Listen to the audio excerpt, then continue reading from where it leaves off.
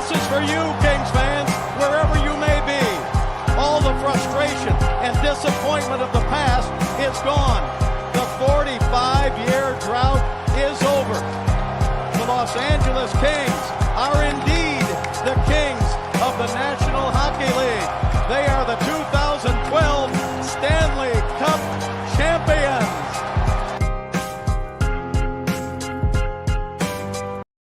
What's going on, guys? Welcome to a post-game live here on Dime Dropper for the 25-26 NBA season. Before we get started, you already know the drill.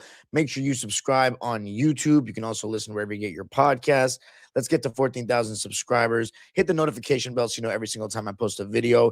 Check out all the game day vlogs this season if you're a Clipper fan or want to see what the experience of a Clipper game is like and thoughts from fans. And of course, if you want to become a member of the channel, every single comment of yours will be read in live. If you want to be interviewed after a Clipper game and you don't want to wait in the line, you can skip that line if you're a member. We'll also do a members only live 1 day a week.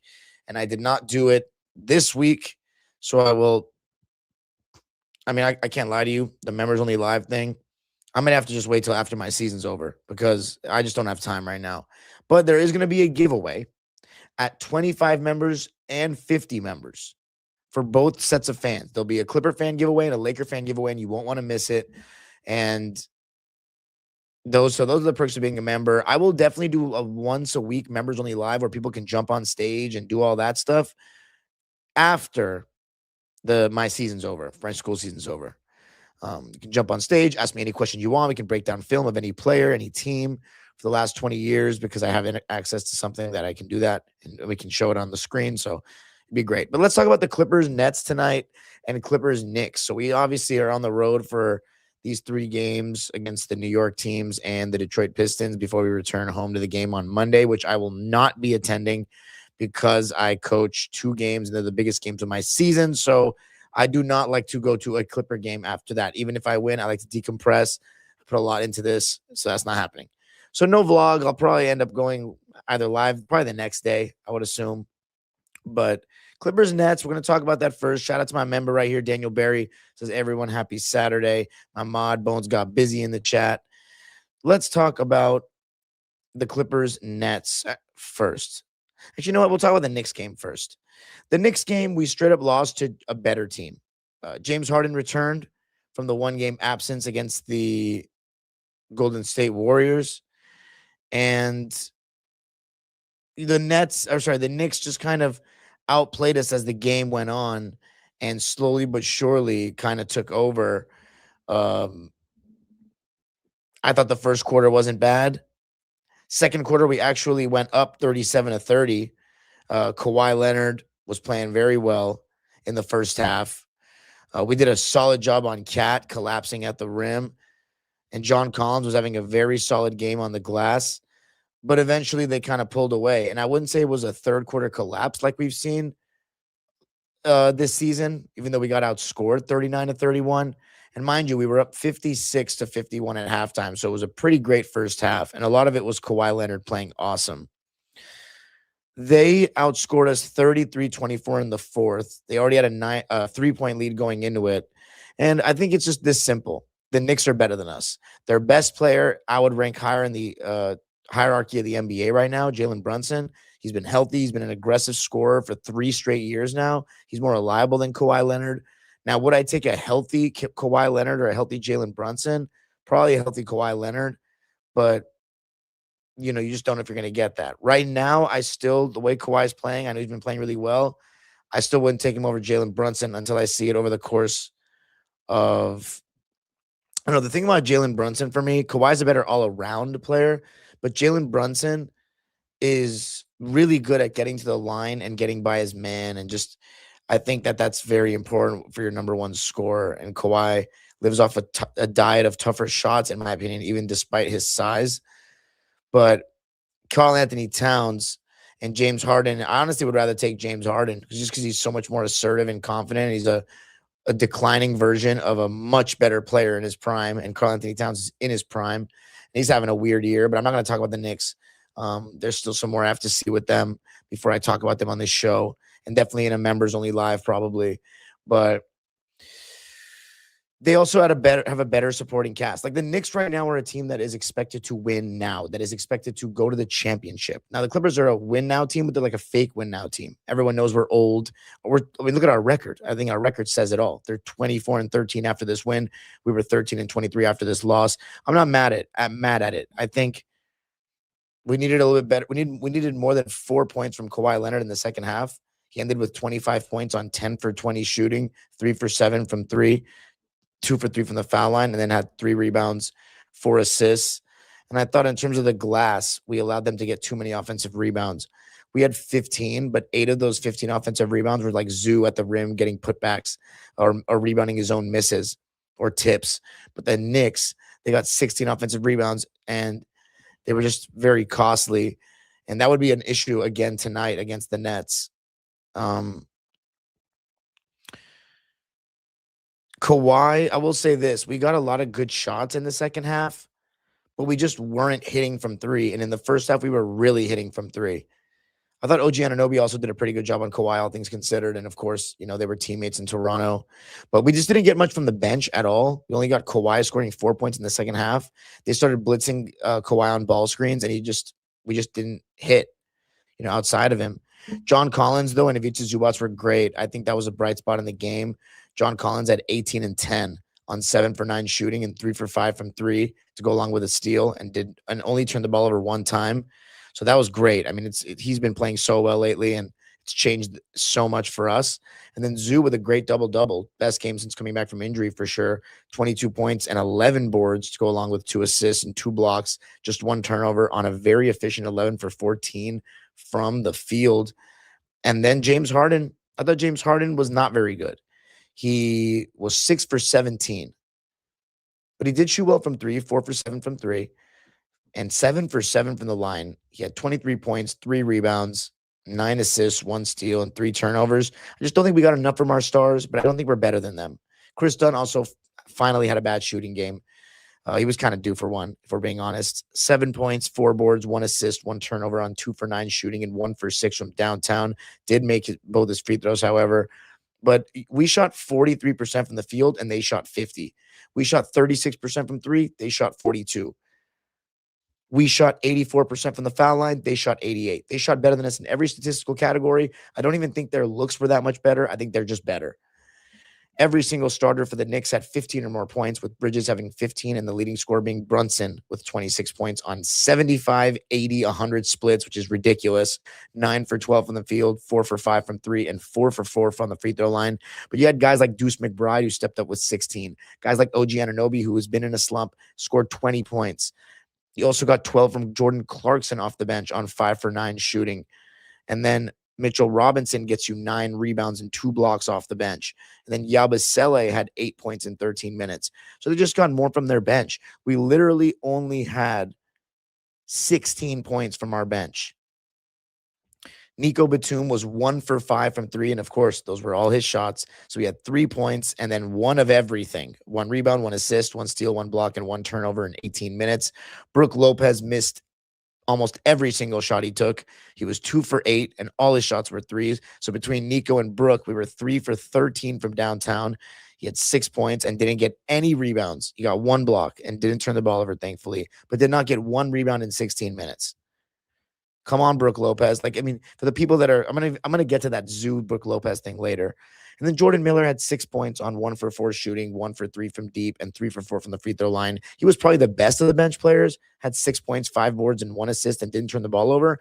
But Kobe Sanders went from his career high 20 points to a donut on 0 for 3 shooting and 0 for 1 from 3. So we just didn't get enough from the bench. But let's talk about tonight as we look at the super chat from Graham Green 1875. He says, hello, everyone. Have a great day. Keep right on and up the Blues. This is clearly a Birmingham City fan. Thank you so much for tuning in. I really appreciate it, man. Those people from Birmingham are some of the best people in the world, and I really appreciate all you guys for tuning in for anything that I do, even if it's not footy related. I see my man Uzi Air Khan in here. Shout out to my man. By the way, if you're on Twitter, I see 11 people on Twitter. Come to YouTube. That is where I make my bread. I would like you to be on YouTube because I'm trying to get to 14,000 subscribers. And by the way, guys, if you have any suggestions for things that I should do or changes I should make to my videos, please let me know. I always want to try to be better. I know you guys are the ones that listen, but I don't think our growth, and I think it's my inconsistency as a host of the reason why we haven't grown enough, especially in the summers, because we do like no growing in the summers, we're not posting enough videos. We need to get to 14,000 subscribers. So let's talk about the game tonight where we bounced back against the Brooklyn Nets by a score of 121 to 105. And look, the Nets have honestly been pretty impressive, especially on the road, all things considered, given that I thought they'd be the worst team in the league, and they haven't been that. They're actually 11 and 24 on the season, which is not that much worse than us. But we're better than them, and we know we're better. Their best player is Michael Porter Jr. We have 2 players minimum better than him with James and Kawhi. So at the end of the day, we needed to win this game. With the position that we've put ourselves in this season, we needed to win this game, and we did. And I thought that the offense came out humming very beautifully from the jump. Matchup-wise, they had Nick Claxton on Ivica Zubats, and all things considered, I actually think very highly of Nick Claxton. He's even shown the ability to get triple doubles this season and making some really nice passes out of the high post. And the thing is, when your best scorer is an exclusively off-ball player, which is almost never the case in NBA history, like maybe Reggie Miller in the Pacer days, but I mean, see, the thing about Steph Curry is I think that's a little insulting to say exclusively off ball because Steph Curry is still one of the best ball handlers I think the game has ever seen. Michael Porter Jr. is not really a self-creator like that. He has the ability to shoot over the top, and I've been watching a decent amount of Nets highlights this season. Definitely not many full games, but the shots that he makes, he shoots over the top, or it's mostly off the catch or moving without the ball, which we saw a lot of in Denver. I would like to see him, and I've always said this about him on this show. I would like to see him be more aggressive, trying to post up guys, shoot, turn around over the top of smaller guys, because he's literally taller than everybody, and even try to work a little more with his handle. And he probably is doing all those things, given that he's averaging 26 points a game. I don't know, because I'm not watching every single Nets game, or even, to be honest, I don't even know if I've watched one full Nets game. I don't even know if I think I watched a couple all possession versions because Terrence Mann's on the team. But if you're a Nets fan, and I don't think I have very many, I know Malika and Cash and some of those guys from Twitter, but not very many. Pod Thorne. If you're a Nets fan, and Caleb, of course, let me know what you think in the comments about how your team's been this season. Kawhi blocked him from behind. Ross says, shout out to my man Ross, a member of the channel, frequently in the vlogs. Who are you talking about? Blocked who from behind? Nick Claxton? I really like, or Michael Porter. Anyway, yeah. So when your best player is best scorer is an off-ball guy, you're gonna need guys to initiate those actions. And the Nets haven't really had a true point guard this season. They've kind of rotated around, and I don't even know if they have a true point guard because I don't know enough about my man from BYU's game, the 8th pick in the draft. Igor. I don't even know if that's how you say his name. That dude, he's pretty good, though. He can really shoot. But anyway, Michael Porter. Okay, thank you. Now, so Claxton, I think he's done a good job passing out of the high post. I took so long to get to that point. I got to do better. I got to do a better job about that. It takes so long to get to the fucking point. Nick Claxton has been very impressive to me, and I think he's a pretty good defender with his he's not the best rim protector. I thought he'd honestly be a better rim protector, but he's got good length and athleticism, and I think he's not the easiest to score on when I'm looking at mismatches for Zoo at that position. Terrence was guarding James. Igor, or the Russian guy, was guarding Chris Dunn. MPJ on John Collins, and Noah Clowney on Kawhi. The Nets were switching Nick Claxton onto James Harden and Kawhi. So when people are saying, this Nets team has been really good defensively lately, I can kind of see why. They have a lot of switchable athletes that can switch 1 through 5. Essentially, Nick Claxton, he can switch 1 through 5, and they have guys like MPJ, Terrence Mann that can guard up. So, and Clowney's pretty strong too. So I can see why they're a pretty good defensive team. As far as our matchups, we had John Collins guarding Clowney, Zubats on Nick Claxton, James Harden on Terrence, KD on the Igor, and Kawhi on MPJ. So it's nice to see Kawhi guarding the number one option on the other team, especially when it involves a lot of chasing around. But the reason why I think we did a pretty good job defensively in this game was because our switching was really crisp. Off ball, we knew all our coverages. We weren't having situations where the guys on the Nets were slipping or were wide open coming off a screen because we didn't communicate. We did a really solid job looking solid in our coverages. And we got off to a great start, leading 21-5 early on. John Collins hit an open three to start the game, had a nice, sorry about that, dunk off of a Zubats double team, had a nice jump hook over, I believe it was my Russian guy right there. And James Harden got off to a fantastic start with 9 points in the first 5 minutes of the game. And a lot of it was getting downhill.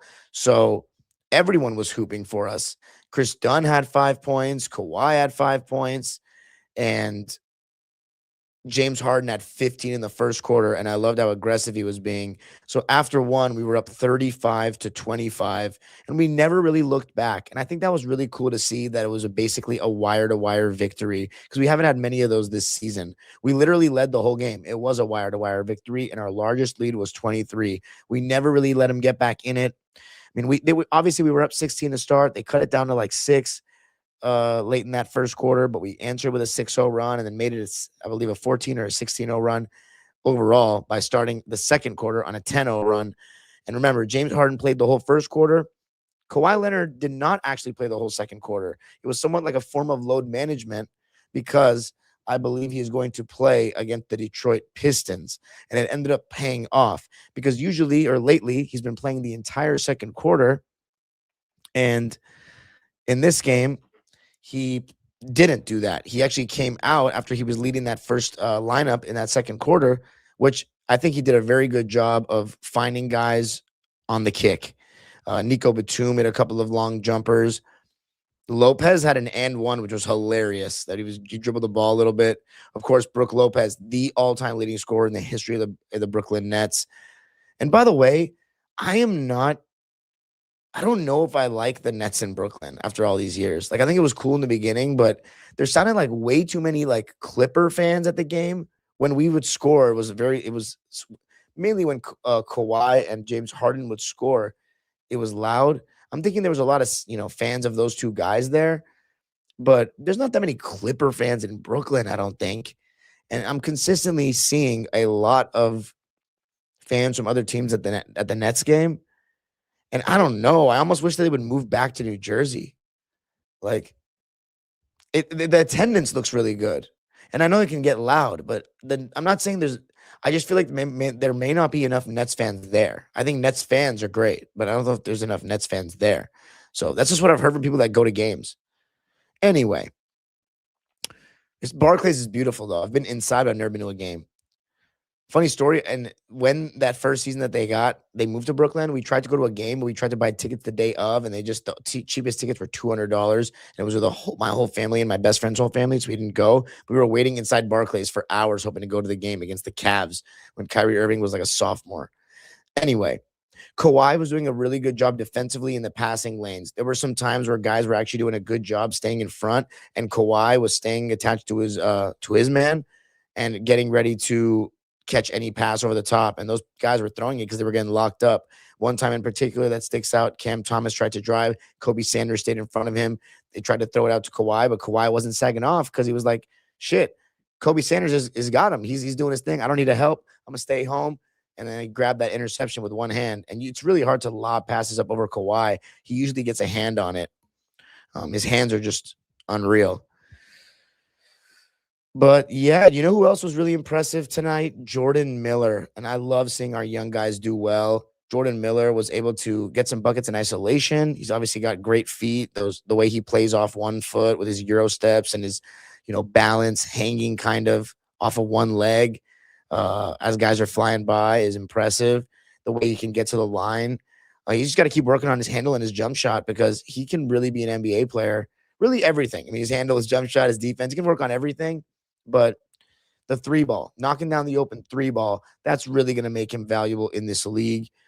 And in this game, he was 3 for 4 from downtown, which was awesome. Absolutely awesome. One of his best games as a pro tonight. 21 points for Jordan Miller. And it started in that second quarter where we were up by as many as 22, and he earned a good amount of minutes. He ended up finishing with 27 minutes in the game, which was the most for any of our bench players.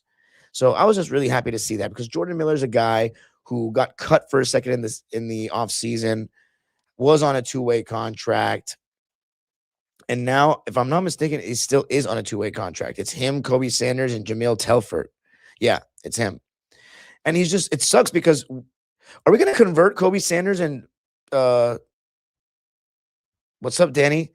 Are we going to convert Kobe Sanders and Jordan Miller into standard contracts because they can't play after the 50th game, and we kind of need them. They've become integral parts of our team at this point, with Bogey being injured all season and CP3 being a disaster. By the way, guys, I met Chris Paul. I'm going to talk about that. Someone remind me to talk about that when I'm done with this game.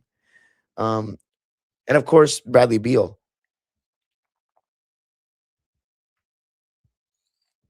But anyway, what else? Zoo, he didn't have a very good game in my opinion, but he wasn't awful as much as his stats, like as bad as his stats would show, because I think he still made some good passes off of either double teams or short roll situations. Because the Nets, and I really don't get this, the Nets just started in the second quarter doubling Kawhi and James Harden like in the middle of the floor, not just always blitzing him in pick and roll, but straight up doubling them in isolation. And I get your strategy. Like, you want anyone else to beat you because it's a big fall off after those two guys. But my issue with it is, you are doubling two Hall of Famers with high basketball IQs. I mean, yeah, okay. I have to say it because I can't lie on Dime Dropper. James Harden has an all-time high basketball IQ relative to everyone else, but compared to the all-time greats, he does some really questionable fucking shit sometimes. But Kawhi Leonard, I think, has a really high basketball IQ, just doesn't have great vision, or passing ability. But in terms of relative to guys on the Nets, you might as well have Albert Einstein on the court when it comes to smarts with Kawhi and James Harden, relative to these guys. So you're doubling these guys in the middle of the fucking floor, and they can just pick out any pass they want. You're insulting the other players on our team, who, by the way, haven't been great this season. If you want to talk about them collectively, like individually, just the totality of the season. But lately, I mean, we've won 8 out of our last 10 games after this one. Kobe Sanders is pretty good. Jordan Miller is pretty good. John Collins is back to playing like John Collins again. And Zubats is Zubats. You want to double him in the middle of the floor and have Zubats in the short roll? Fine. We're knocking down shots tonight. We were 7 for 12 from 3 in the first half. To me, it was a great James Harden half. He was in control of everything. And, in the second quarter, we outscored them 28-22. We had a commanding 16-point lead at the half and never really looked back. They outscored us by 1 in the third quarter, but Harden was killing.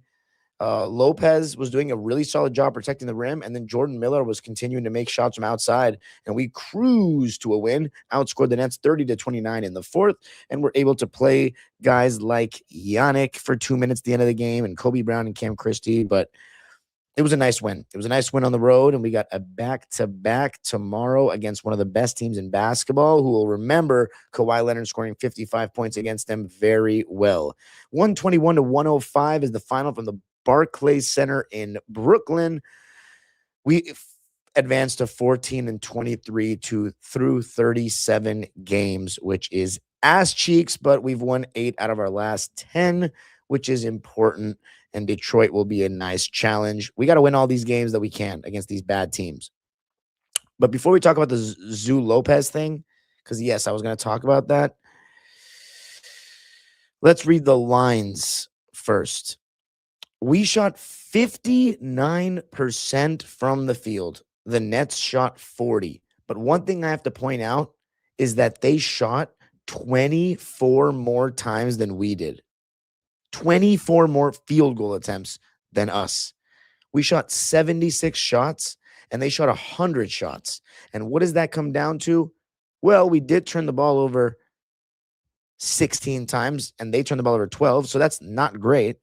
But the bigger and more glaring thing is that we got out rebounded 19-6 on the offensive glass. They got 19 offensive rebounds. They almost had as many offensive rebounds as defensive rebounds.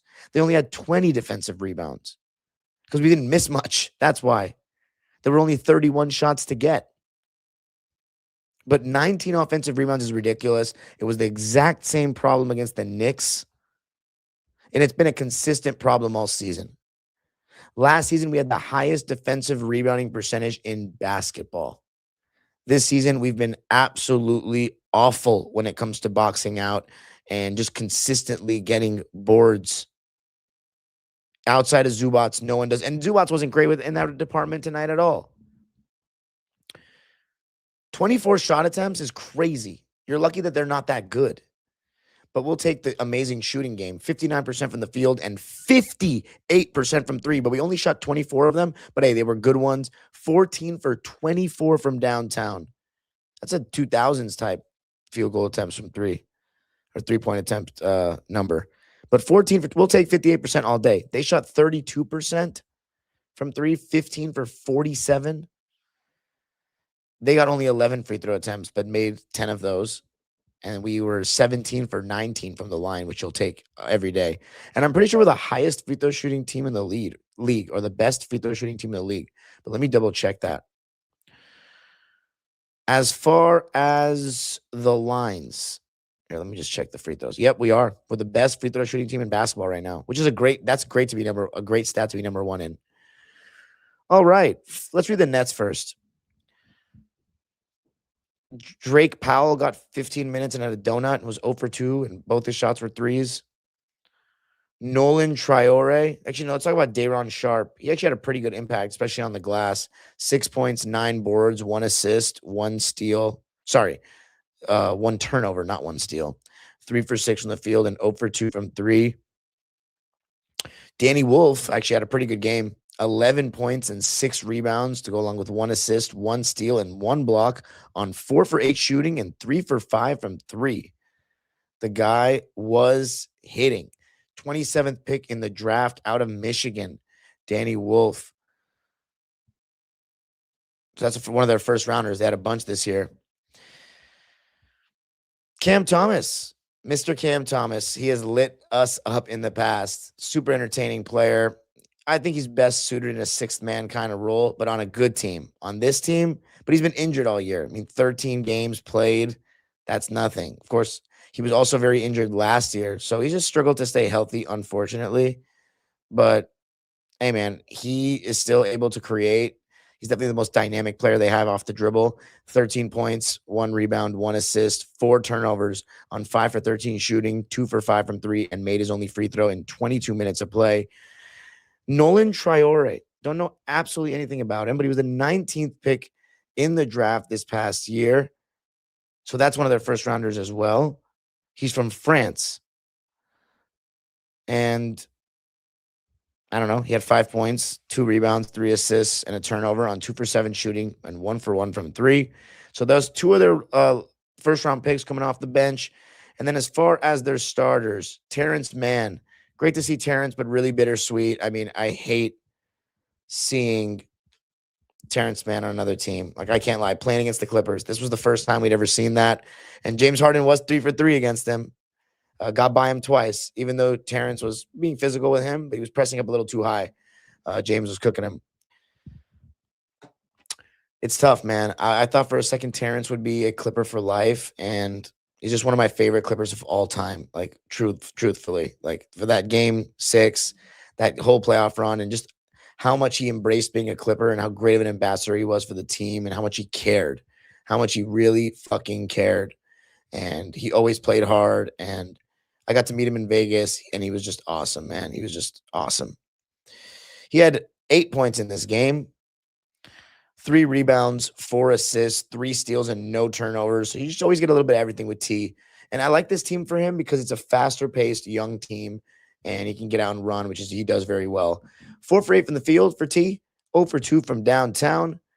3 rebounds, 4 assists. Already read that. So, yeah, that's all I got to say about T. And then my man Igor, the 8th pick in the draft this past year. So 3 guys in the lottery.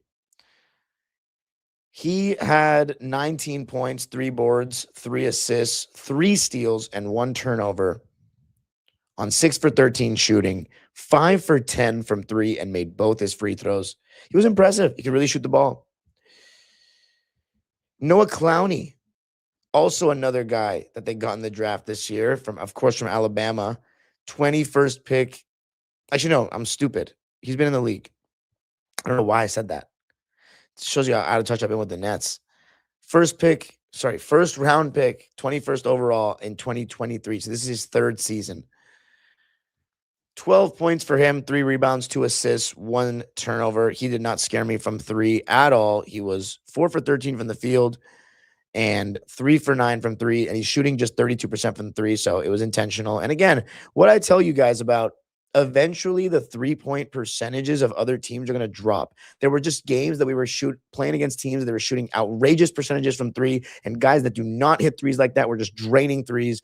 And finally, that shit has slowed down. So I'm very happy to see that. And it's resulting in wins. And then we're shooting better from 3. So the law of averages will work itself out.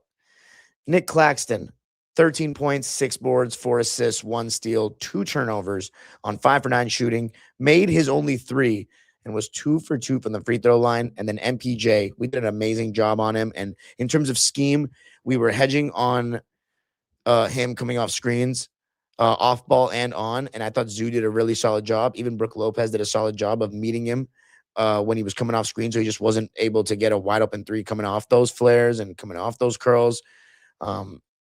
And pin downs and all that. So we did a good job of taking that away, and it worked. 18 points, 5 rebounds, 6 assists, 4 steals, and a block for MPJ, which sounds great, but he had 2 turnovers and was 7 for 20 from the field, and get this, 0 for 9 from 3. And he still wasn't really like getting into his bag like that. I remember one shot he made over Chris Dunn, but like I feel like he can get the ball a little bit more and work. I know he's not great at it. Like he doesn't have a great handle, but come on, he can still get a shot off over everybody. He doesn't have to be exclusively off ball like that.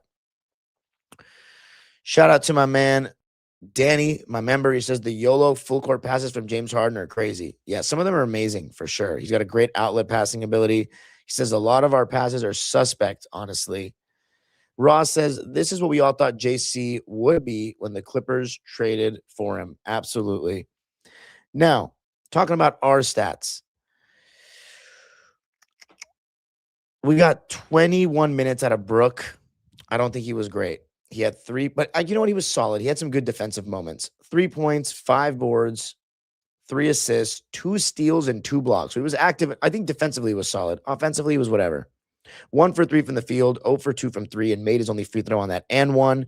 Got a technical foul for what looked like a block, but I guess on the follow-through they called a foul. But I think overall you got a good, solid game from Brook Lopez returning home.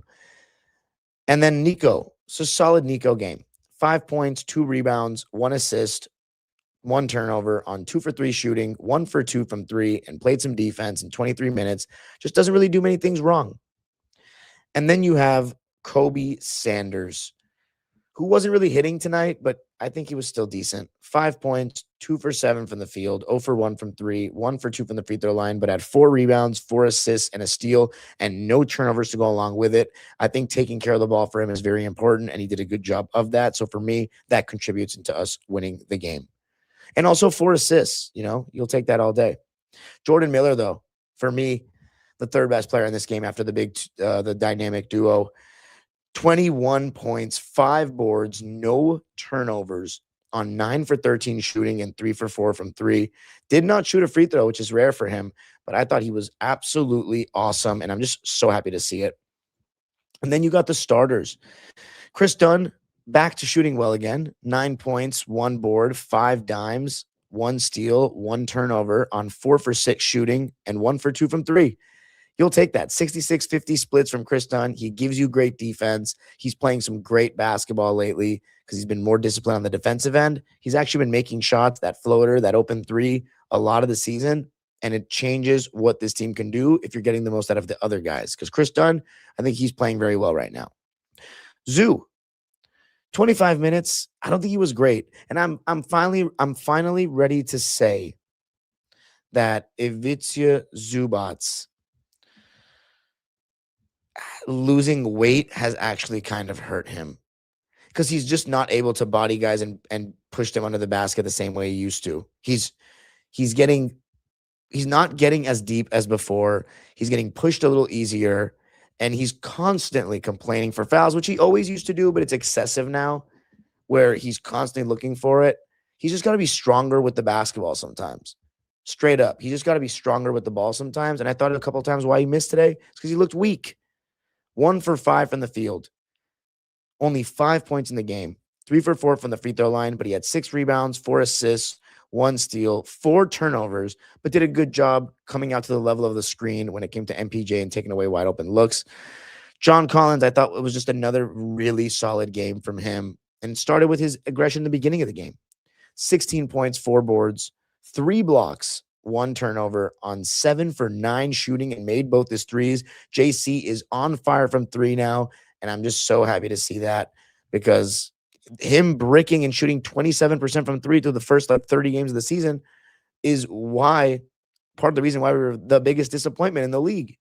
So him starting to play this way, it changes everything about our team. He is truly the X factor. My man Aslan Ilyasa says, Dime the fine. Why in the world are you awake at noon in Turkish time zone? I hope you get the goat sleep after this. First off, I'm always awake at this time. Secondly, I just don't always go live at this time, but I figured because I don't have time tomorrow because I have to go to one of my players' bar mitzvahs in the morning, and then the Rams are playing, so we're going to have to go live again because the Pistons, Clippers, and the Rams-Panthers game we're definitely going live. I have to just do a live so you guys can watch one in the morning. Duh. So you got to talk about every game, man. I've only missed one game on this channel in terms of covering it, and that was Clippers, Suns on the road. And then Lakers, I think I've covered like the first 19 or 20 games. Now, James Harden and Kawhi Leonard. Kawhi Leonard, it was funny. He got going more as the game went on, like in the fourth quarter. He had 26 points, 5 boards, 5 dimes, 3 steals, 1 block, 2 turnovers on 9 for 15 shooting, 4 for 7 from 3, and made all 4 of his free throws. The way he started getting more aggressive in that fourth quarter was amazing. He played great again, and he's just been absolutely awesome these last 10 games. I mean, just praying he keeps staying healthy because we need him. By the way, if you talk about the games that Kawhi has played, because he hasn't missed a game since, I honestly forget. But he's been playing. He's really been playing, and it's been great to see. He even played. We didn't have a back-to-back in all. Actually, we had one back-to-back in December, and he played it, and we lost. And he played the back-to-back at the end of November as well. So he's been playing since that game against whatever the game was before Cleveland. He missed. That was a game we were on. That was on our road trip, if I'm not mistaken. The end of that road trip in late November. But anyway, if I have a mod in here, can you check when the last game Kawhi Leonard missed was? But it's been great to see. And then James Harden. He was my player of the game. 31 points, 4 rebounds, 6 assists, 1 steal, 2 blocks. Did turn the ball over 6 times, but here's my favorite stat of all. He was 10 for 13 from the field and 8 for 8 from the free throw line, but he was only 3 for 4 from 3. So not only did he shoot 75% from 3, but he shot 9 twos to just 4 threes. And a lot of it's him getting downhill. When you're seeing James Harden shoot more 2s than 3s, you know it's not mid-range. He's getting in the paint. And that was great to see. So he's my player of the game. So now to finish things off, I want to talk about the Zoo Lopez thing. The Zoo Lopez thing to me is absolutely a narrative that's created by people who don't like Ivica Zubats. And I'm going to tell you why I say that. When you actually break it down, Kawhi Leonard and James Harden aren't getting to the basket, and then there's no help there because Zubats is pulling his man away from the rim. I'm sorry, because Lopez is pulling his man away from the rim, especially not Kawhi, because he's still not getting by guys like that. Lopez does give you an element of a pick and pop big that increases our 3-point volume and spaces the floor, gives us more of a 5-out look. But teams are still sagging off of him and forcing him to beat us. Teams are still in the gaps, loading up on Kawhi and James Harden off of Lopez. It's not, and Zoo is just better overall in rebounding, interior defense, scoring around the rim, screening. I mean, to act like Kawhi Leonard's never been able to score with with Zubats on the floor because he's clogging the paint. Like if you can't get enough buckets with one guy in the paint, which is also advantageous when you drive to just dump it off to someone instead of having to kick it out long distance. Like someone to lob it if you blow by someone instead of everyone being around the perimeter. It's a tougher pass to make sometimes because guys in the NBA are so athletic and long, they can guard two at once very easily. Even if the pass comes long distance, they can just jump that pass. So I just want you to see the tape. I just want you to see the tapes. Danny says they're both pretty good defensively. I personally think that's being generous to Brook Lopez. I don't think he's been very good defensively. I think he's been solid defensively lately, passable lately, but throughout the course of the season, not really. But let's look at, for example, tonight, right? Let's look at tonight, and let's look at the made baskets that Kawhi Leonard had and James Harden had. And let's look to see where Zubats is and where Lopez is. Because we're going to end on this note. By the way, before I do that, though, I met Chris Paul yesterday at Sierra Canyon. It was a dream come true. I went up to him and said, dude, I've been a Clipper fan for 21 years. And I just wanted to thank you for giving me my best years as a fan. And he was like, oh, man, appreciate that. And I shook his hand and I was like, man, sorry about what happened. I wish I got to talk to him more. I would have always regretted it if I didn't. But it was awesome, man. It's like I've never been that close to CP3. It was just insane. Like, it was just insane. I wish I could have talked to him more. And honestly, if there was any setting for me to do so, it probably would have been that one. The Clippers are lucky to have two good centers. They both add something to diversify the offense and defense. I agree with that. I know, man. It was surreal. Now I've met Chris Paul and Blake Griffin and DeAndre Jordan. And Redick will be coming soon because I'm coaching his kid in the rec. And I've met Matt Barnes. I've basically met that entire starting lineup. That's crazy. And I've talked to Jamal Crawford on Hoop Spaces. I haven't met Austin Rivers before, but that's so cool. I just want to, Chris Paul and Blake Griffin would be like one of my ultimate guests on Dime. I think I've listed Chris Paul as one of my top 5 guests on Dime. He didn't say anything because I walked away and one of my kids shook his hand. But it was nice to, see that. So, yeah, man. It's crazy in LA who you can meet just being around places.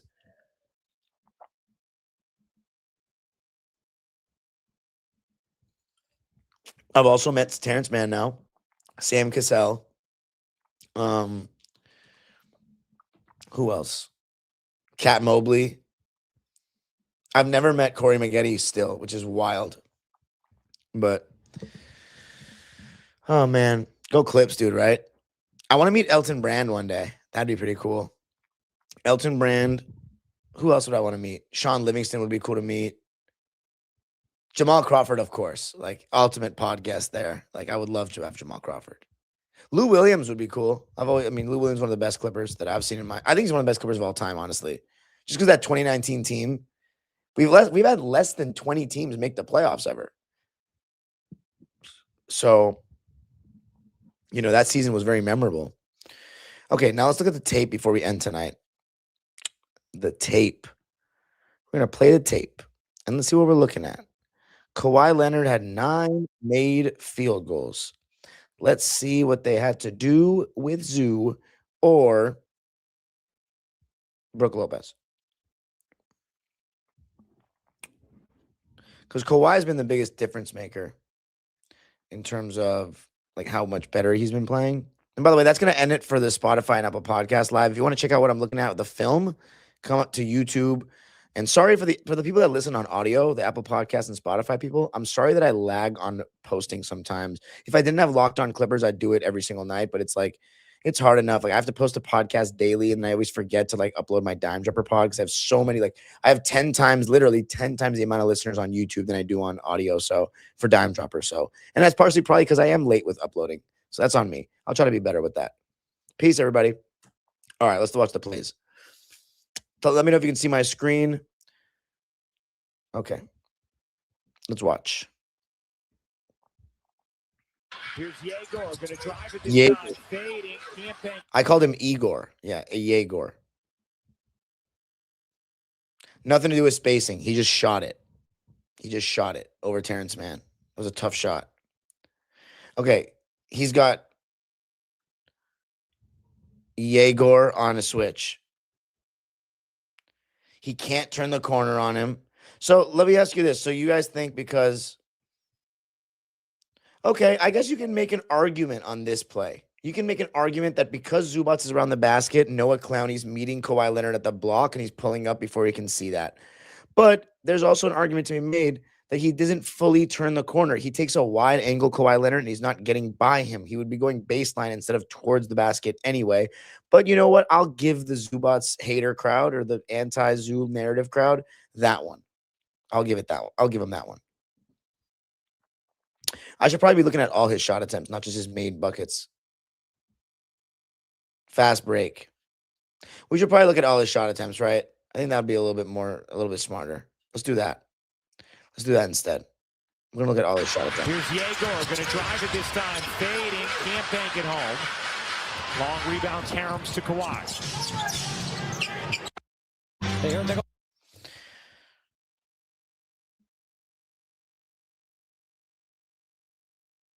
So he got 5 on the shot clock. He could have drove, and he just took a shot over Nick Claxton. So this is the one that we just saw. This is this fast break. Okay. Lopez is in. He's one-on-one against Danny Wolf, and he has only 2 on the shot clock, so he has to take that shot.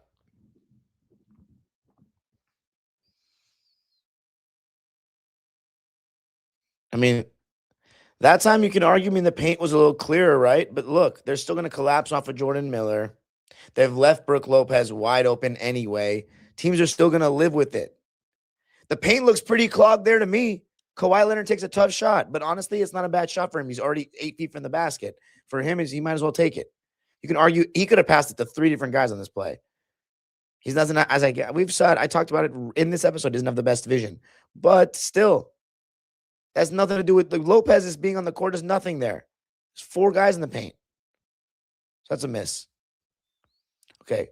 Lopez is spacing here in the corner. The paint is wide open. It really is wide open. If he can turn this corner and get in the gap, he's to the basket. Does he have the speed to get by Clowney? No, he doesn't. He gets cut off. He's getting clamped. Did he make that? No, he didn't. That was good defense. So the paint is open. He can't get by anybody. Well, Clowney's got length and athleticism. So let's see what happens here. Okay, they get Yegor on the switch. Brook Lopez and John Collins are spaced out to the corner. So now he's got a wide open paint. He takes a 3 with 13 on the clock, but he hits it because he's that dude. That has nothing to do with spacing, though. Nothing. He's hitting contested jumpers, so he's not getting by his man. This is transition. So it has nothing to do with Lopez or Zoo. His shot making is just insane. That's how he just does these heaters sometimes. Every season he does it. The paint is open. He shoots another 3 because they left him wide open. It's a good look. We're gonna do James Harden next because people really want to play with my man Zoo's name, and it's kind of getting annoying. It's getting on my nerves. Okay, now Zubats is in. Kawhi can't get by Danny Wolf, but he doesn't even have to get by him. He got him on his hip. Played off 2 feet. Nice step through. Good finish. But like that, this Zoo's defender didn't actually help there at all. Look, pull up 3. Pick and roll. And 1. Should we do James Harden next? Okay. Double teamed off of Nico's man. Still, that was a crazy shot. I'd love to see Kawhi hit shots like that. Transition situation. Tough finish with the left. Man, he had some nice shots. Okay, that's Kawhi Leonard. Now let's look at James Harden. If I wanted to be petty, we could go to the Knicks, but it's 2 a.m., so I have to do Locked On as well.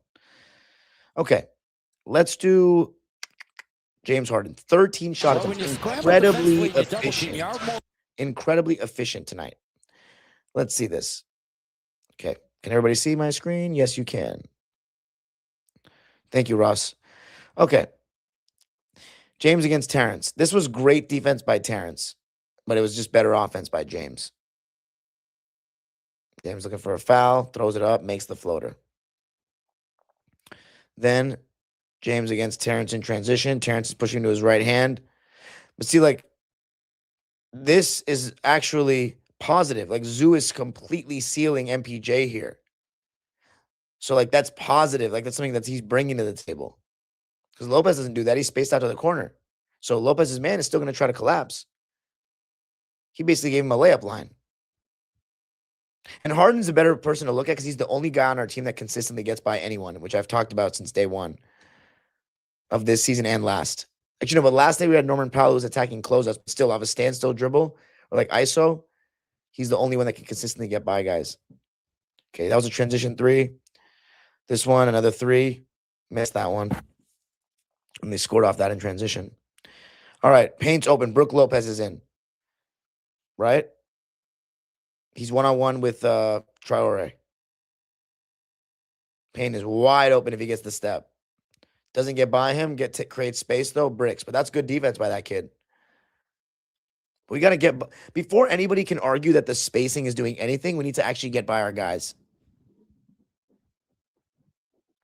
Okay, we're spaced out, 5 out right here. James Harden has a wide open paint, although MPJ has already left somebody. They got Kobe Sanders and John Collins and Nico got to space out so then James Harden can make a clear pass to somebody instead of guys being bunched up together like this.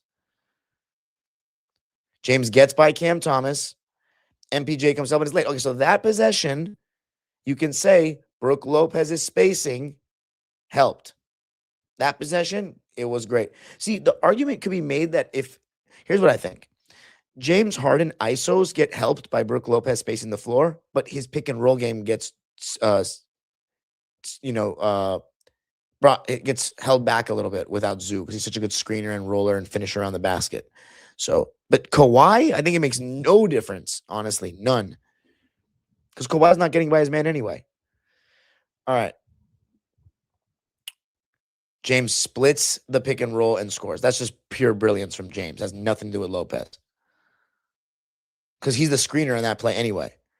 Okay, now Zoo's back in. That's a choice from Harden to shoot that, and he made it because he's coming off screens. He liked the look. He had a fantastic game against his former team. Gets downhill.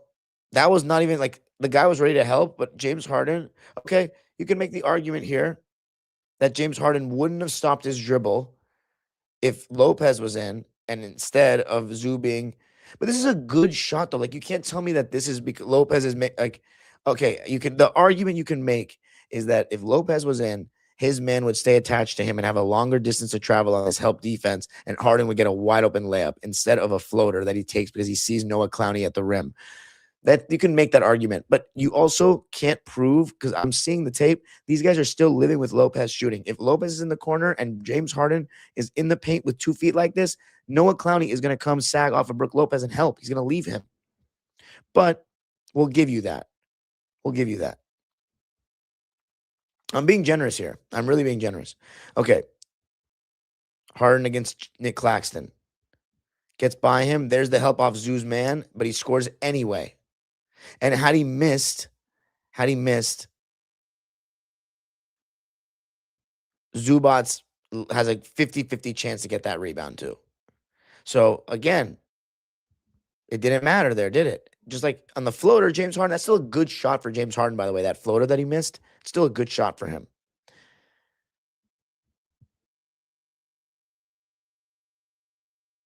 Harden turns the corner. That again, Zubats' man Even if Harden had missed this shot because he gets helped. By the way, again, that's the same shot James Harden just missed. Good shot for him, even if he misses. If Lopez is there, sure, you can have a kick out to the corner, or maybe this Noah Clowney's not going to help. Zoo's going to get this offensive rebound if he misses. Not like 80% chance. So there are advantages to having a guy in the dunker spot. This is beyond Lopez and Zoo. This is now we're just talking about basketball. We're just talking about a fit here. Okay, now Lopez is in. See, they're still going to prefer, like Michael Porter Jr. has completely left John Collins here. At this, they don't want James. No team is going to concede James Harden and Kawhi Leonard getting wide open layups. It's not happening, regardless of who's on the floor. Brook Lopez is not shooting like 45% from three for teams to do that. Okay, that time again, if you want to make the argument about Harden isolations, I can maybe hear you out because no one's at the rim here because these guys are spaced out. So that is valid. That is valid. There might be a rim protector, but it's only relevant for Harden. It's to me. But again, so that was it. So that's honestly a great observation there. So that people are acting like, but it doesn't make any difference for Kawhi, dude. It doesn't at all. Appreciate everybody for listening, though. We'll be live tomorrow to talk Rams, Panthers, and Clippers, Pistons. We need to win that game, though. The Rams, I mean, can't lose to the Panthers. Bring that shit back home. We've had a great season. Puka Nacua has been arguably the best receiver in football. Matt Stafford made win the fucking MVP. Devontae Adams has been fun to watch, and our defense has been surprisingly great with Jared Verse, Byron Young, Landman, even the guys in the back, Kitchens, what's his name? Forbes, all those guys. And our O-line's been surprisingly impressive as well. So I'm excited, man. I'm excited. Peace out, everybody. Let me know what you thought of the video. Go Clippers.